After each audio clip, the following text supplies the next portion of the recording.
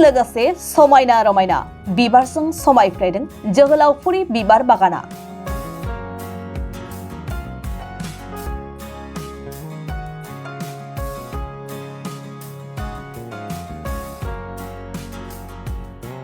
गोदान बोसोर सौफैनायजों लोगोसे समायना रमायना बिबारजों बुंफबदों जोहोलावफुरि बिबार बागाना।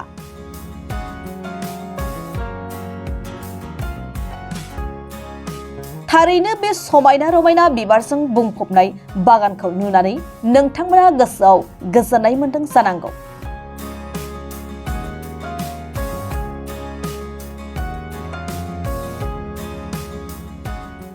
जायगायाव दावबायफैयोब्ला नोंथांमोना आरोबाव बांसिन गोजोननाय मोनगोन।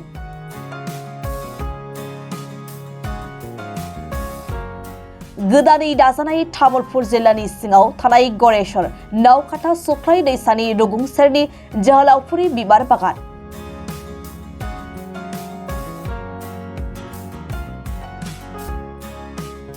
बर'नि बिफा उपेन्द्रनाथ ब्रह्म आरो बर'निनो बिर जोहोलाव हरखाब नार्जारी बिथांमोननि गोसोखांथि मुसुखाखौ मान होनानै बे बिबार बागानखौ जोहोलावफुरि मुं दोननाय जादों।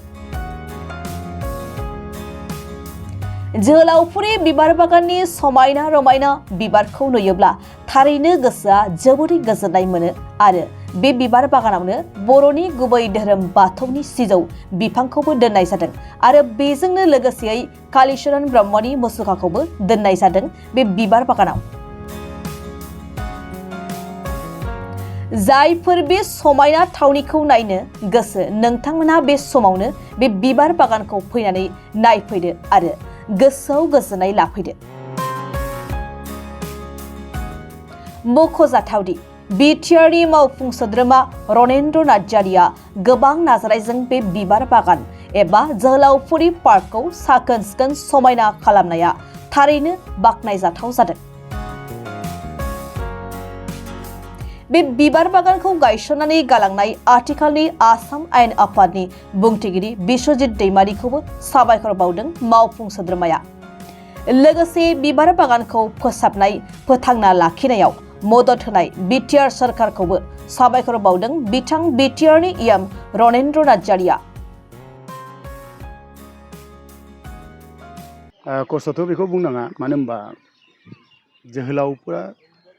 जोंनि बे बड'लेण्डनि हानि थाखाय, बर' जातिनि थाखाय गावनि जिउखौ हारिनि नामाव बावलांदों आरो दिनैसिम जे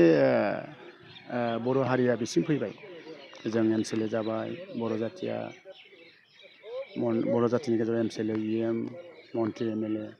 गासिबो बर' जाथि आवगायनायाव जोहोलावफोरनि बाहाय अबदान दङ आरो जोहोलावफोरनि थाखायनो दिनै बिसिम बर' जातिया फैबाय। दा आंहा सासे बर' हिसाबै, बर'नि फिसा हिसाबै, बर' बिमानि फिसा हिसाबै आंहाबो दायित्व दं। आं बे दायित्वखौल' मावदों होननानै सानो। जा फंबाया आंखौ बुंनाय जे बिराद खस्थ' खालामदों होननाय, बिनि रिप्लाइखौ आं बेखौनो होबाय। दा जोहोलावफोरखौ जों सिबिनाया जोंनि खामानि, मानो होनबा बिथांमोना दिनै जोहोलावफ्रा जोंनि थाखायनो जिउ गोमालांबाय आरो बिसोरखौ जों थांना थानाय सुबुंफ्रा जों सिबिनांगोन, अराय सम जों बावगारनो हानाय नङा। दा बेखौ साननानैसो आङो दिनै बे जोहोलावफुरि पार्कखौ दायित्व लानानै खामानि मावगासिनो दङ। दा गोजोनदों।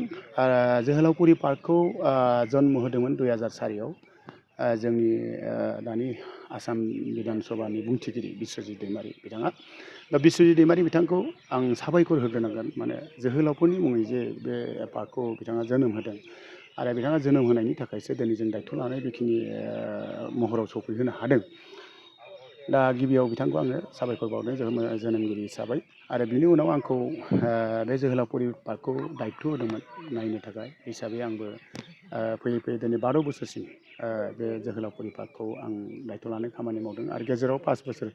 आं गेप जादों। 5 बोसोर बे इलेक्सन जेब्ला आङो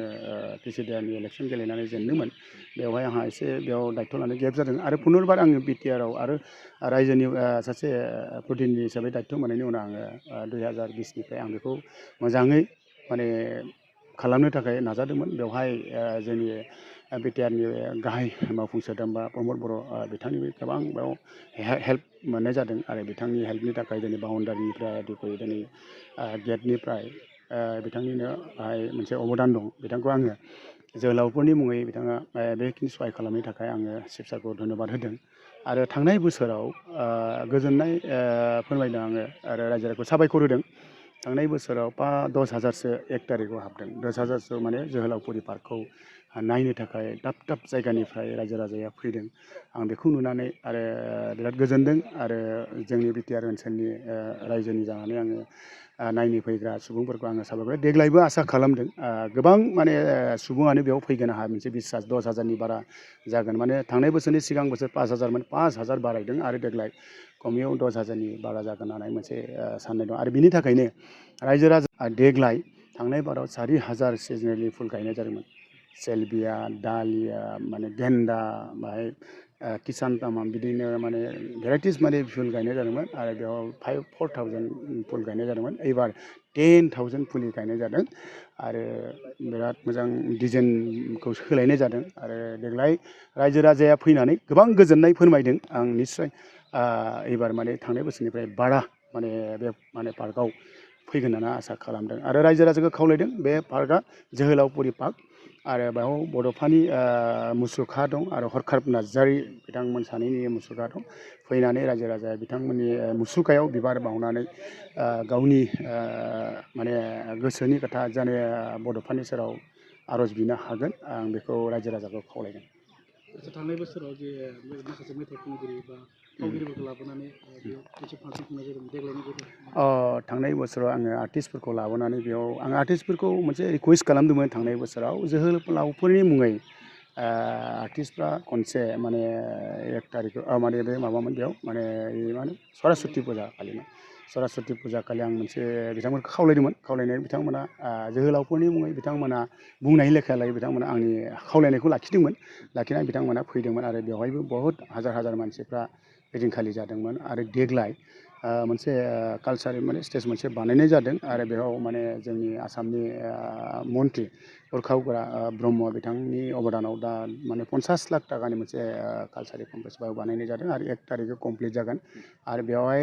आं साननानै दोनदों बेवहाय माने 1 तारिखआव माने बेयाव मोनसे डेन्स माने सोरबा बिबारखौ नायगोन सोरबा गिदिंगोन सोरबा गथ' गथाया गेलेनायाव गेलेगोन आरो सोरबाफोर माने बेयाव मोसानाय मुसुरनाय बेयाव मोनसे नायनो थाखाय